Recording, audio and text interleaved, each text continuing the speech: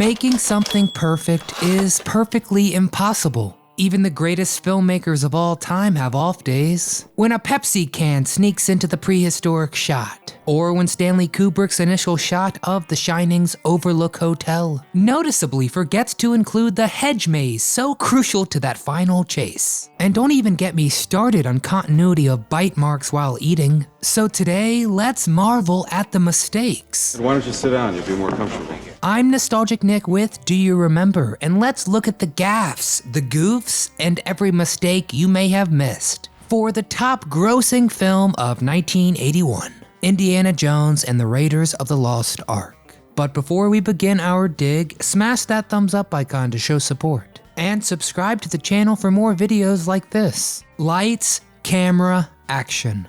This is the best part. You left me at the best part. Alright, let's start at the beginning. Tarantulas crawling all over them in that opening scene is a very nerve-wracking one. But our first mistake comes when you see about 3 spiders on Indy's shoulders as he breaks through the cobwebs. And then the far shot shows Indy's jacket, clean, glimmering in the light. No spiders on it this time. Then we're close again and a young Alfred Molina signals that Indy has some freeloaders on his shoulder. This problematic scene gets even messier when you realize those spiders aren't native to South America. Oops, the filmmakers used Mexican red-nosed tarantulas because they're very docile spiders that rarely bite or murder A-list actors. Much easier for Indy to handle. Alright, some university classroom errors. First off, the girl with "love you" on her eyelids swaps seats with the guy next to her in multiple shots. And then you got the mustached Army intelligence agent and is wearing a light blue late 70s double knit polyester suit, which in no way resembles anything worn by men in the 1930s. Now, when Indy takes off from San Francisco, the plane is seen flying over the completed Golden Gate Bridge. Unfortunately, the bridge wasn't completed until 1937, so it should have been under construction for that shot. Which brings us to the flying montage. The map that sprawls has several countries by their modern names instead of their 1936 ones. Thailand wasn't so until 1939, and Transjordan did not become Jordan until 1949. And staying with inaccuracies of our flat Earth, that strange, unflat, globe-looking thing on the desk in the classroom includes other countries in Africa that didn't exist in 1936 either. So yeah, go back to geography, guys. Snakes. Why did it have to be snakes? One of the most famous scenes of Raiders is when Indy falls into the Well of Souls and a massive cobra flares its hood. Scary for anyone, especially someone with a paralyzing fear of snakes. I hate snakes, Chuck! Come on, show a little backbone, will ya? Unfortunately, the cobra has a couple issues. First, like the tarantulas from the beginning, that snake is a monocled cobra which isn't native to Africa. Instead, it slithers and scares in Southeast Asia. Another snake mistake that has reportedly been corrected in newer DVDs is that originally you could see the snake's reflection on the safety glass between it and Indy. But hey, I'm just glad the glass was native to Africa. And while we're here, why is the well, in my mind, a dark, dark place? So well lit. Even after the entrance was resealed and there's just one torch ablaze. Movie magic, I guess. Alright, this is my favorite goof because it's stage combat. When Indy is fighting the very intimidating bald Nazi guy. You know, when the plane is swirling around. Well, he gets side punched after he got punched before. But this side knuckle punch forces his body to spin towards the punch instead of away from it. And keeping with that scene, when Marion gets locked in the cockpit of that Nazi plane, the glass door closes and you can see the reflection of the crew. What appears to be a blue van, a ladder, and a man with a white sleeveless shirt. Quite possibly Mr. Spielberg himself. Next up is when Indiana Jones is holding on for dear life underneath a truck. You can see the trench that was dug down the middle of the road to provide the stuntman enough room to act safely, as this was one of the few stunts that Harrison did not do himself.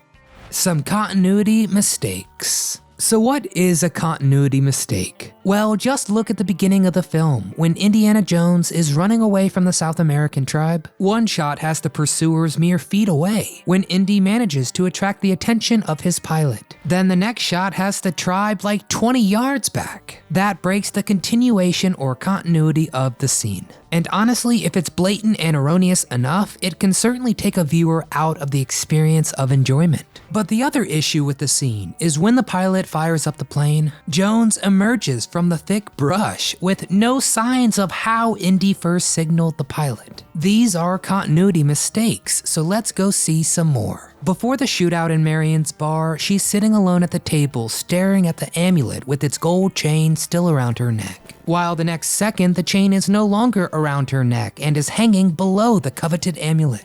And I have to say, of course, Steven Spielberg probably didn't overlook this. He just decided it didn't matter if it matched the frame before. He thought the frame was more balanced this way. But that does not keep us from mentioning it here. And before we leave the bar, you know the one in Nepal that is built with thick stone walls? Well, after the fire, all you see is the burned out shell of a wood frame building.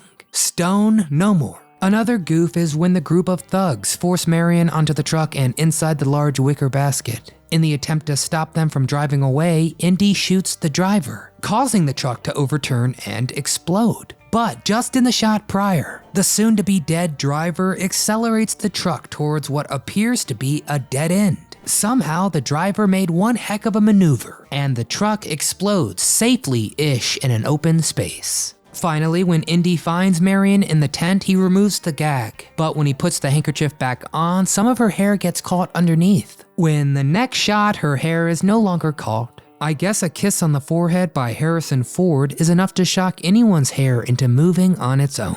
Easter eggs and fun facts. An Easter egg is a purposeful detail of a film, usually a small set piece or a throwaway piece of dialogue. A detail from a previous film of the directors or actors or film company. Pixar does this all the time, and so does Star Wars. Which brings us to the first Easter egg. In the Well of Souls, you can see hieroglyphics of C-3PO and R2-D2 on the post right next to Indy. This next one is certainly my favorite fun fact of the film. The now infamous scene in which Indy squares up against a flamboyant swordsman, deciding to coolly shoot him instead of wasting time, energy, and blood on a duel. Well, that was not how it went down in the original script. Harrison Ford was supposed to use his whip to de-arm the guy, but the food poisoning that he and the rest of the crew had forced him to make a different suggestion after several unsuccessful tries. Harrison suggested, quote, shooting the sucker. Well, Steven Spielberg immediately took him up on the idea, and the rest is history. The sweaty Harrison Ford really does kinda look sick. But it's so funny how a logical acting choice beautifully aids to his character's development. The only one on set that didn't get food poisoning was Spielberg himself, because he only ate food he brought to set, which apparently was just a lot of cans of SpaghettiOs. Hey, they were delicious back in the day. You know who can afford way more than SpaghettiOs? George Lucas, who wrote the screenplay for Raiders. Well, traditionally, when one of his films was hitting theaters, he would get away and go on vacation. And when Star Wars opened in 1977, he met a friend in Hawaii. That friend was Steven Spielberg, of course. And when the numbers came in that Luke Skywalker and company were destroying the box office and the Death Star, George Lucas relaxed and was able to discuss other topics with his friend.